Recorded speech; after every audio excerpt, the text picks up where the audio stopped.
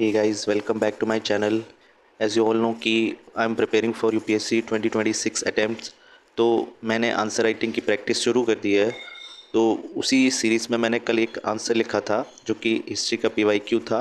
तो कल मैंने उसको डिस्कस भी किया था। तो आज मैं सेकेंड आंसर लिख रहा हूँ और डे बाय डे ट्राई कर रहा हूँ इम्प्रूव करने के लिए। तो आप लोग सजेस्ट कर सकते हैं कि मैंने आंसर कैसा लिखा हुआ है, and you can also mark me out of 15 marks. और 250 वर्ड्स का मैं आंसर लिख रहा हूँ। ये भी एक हिस्ट्री का एंशियंट का एक पीवाईक्यू है।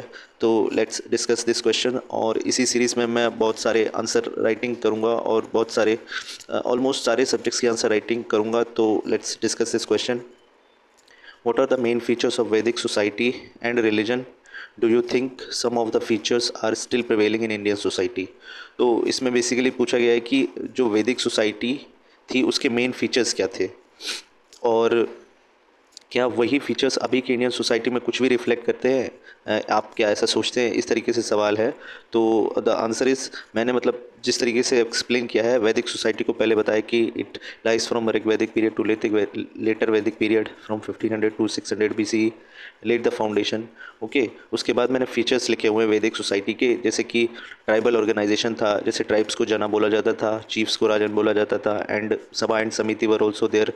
उसके बाद सोशल स्ट्रैटिफिकेशन मीन्स किस तरीके से हायरार्की थी, जबकि सोशल डिविजन्स ऑक्यूपेशन पे बेसिस थे, लेकिन लेटर वैदिक पीरियड में वर्ण सिस्टम आ गया था जो कि रिजिड था। उसके बाद वुमेन की पोजीशन को भी लिखा है, women enjoyed better status in वैदिक पीरियड, जबकि जबकि लेटर वैदिक पीरियड में डिक्लाइन हो गया था उनका स्टेटस।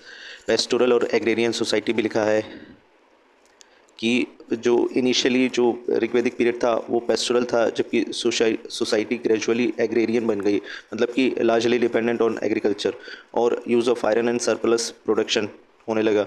उसके बाद और भी सम वैदिक रिलीजन फीचर्स मैंने डिस्कस करे हैं, जैसे कि वैदिक रिलीजन में क्या होता था। पॉलीथिज्म था, मतलब कि नेचुरल फोर्सेस का वर्शिप था। रिचुअलिज्म था, मतलब कि सेक्रीफाइसेस किए जाते थे जिसको यज्ञ बोला जाता था। प्रीस्ट इसको मीडिएट करते थे जो कि ब्राह्मण बोले जाते थे प्रॉस्पेरिटी और पावर के लिए। और ट्रांजिशन टू फिलोसफी, मतलब फिलोसफिकल टिल्ट की तरफ ट्रांजिशन हो रहा था लेटर वैदिक से, ऋग वैदिक से लेटर वैदिक पीरियड की तरफ। उसके बाद सेकंड पार्ट के क्वेश्चन के सेकंड पार्ट में पूछा गया कि इसका कंटेम्प्रेरी रिलेवेंस क्या, मतलब प्रेजेंट टाइम्स में ये किस तरीके से मतलब कंपेयर कर सकते हो आपकी कोई भी फीचर्स प्रिवेलिंग हैं ऋग्वैदिक पीरियड के प्रेजेंट टाइम्स। तो मैंने कुछ लिखा है, जैसा कि हम आज देख सकते हैं कि रेवरेंस फॉर नेचर, मतलब नेचर के लिए जो लव है वो आज भी स्टिल प्रेजेंट है। स्पिरिचुअलिटी भी जो ऋग्वैदिक पीरियड और लेटिक पीरियड में दिखती थी वो आज भी हम देख सकते हैं। योगा, मेडिटेशन और ये वगैरह वगैरह। और कास्ट स्ट्रेटिफिकेशन, मतलब कास्ट की हायरार्की आज भी देखने को मिलती है। पेट्रियार्की भी देखने को मिलती है जो अर्लियर टाइम में देखने को मिलती थी। रिचुअल प्रैक्टिसेस भी हम देखते हैं, जबकि कुछ मतलब इनका इम्पैक्ट कुछ कम हुआ है, लेकिन still they are prevailing in the society. और रिफॉर्म मूवमेंट्स जो हैं, जो पिछले की इनइक्वालिटीज़ थी उनको कम किया है, लेकिन देखने को तो मिलता ही है। तो मैंने इतना लिखा हुआ है और उसको मैंने कंक्लूड करके लिखा है, the Vedic age shaped the cultural roots of Indian civilisation. Indian civilisation की रूट्स को तो शेप किया ही है वैदिक सिविलाइजेशन ने, और बहुत सारे features have transform their legacies continue to influence Indian social and religious life even today. मतलब बहुत सारे फीचर्स आज भी इंडियन सोसाइटी और रिलीजियस लाइफ को इन्फ्लुएंस करते हैं।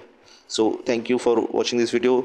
और मैं बहुत सारे आंसर्स की प्रैक्टिस और करने जा रहा हूँ। मैं कोशिश करूँगा कि मैं रेगुलर रहूँ, और जिसको भी आंसर राइटिंग प्रैक्टिस करनी हो वो मेरे साथ भी कर सकता है। ये मेरे आंसर राइटिंग का कुछ दूसरा क्वेश्चन था, और आगे भी मैं करूँगा practice. So stay tuned with me. Thank you for watching this video. Bye bye.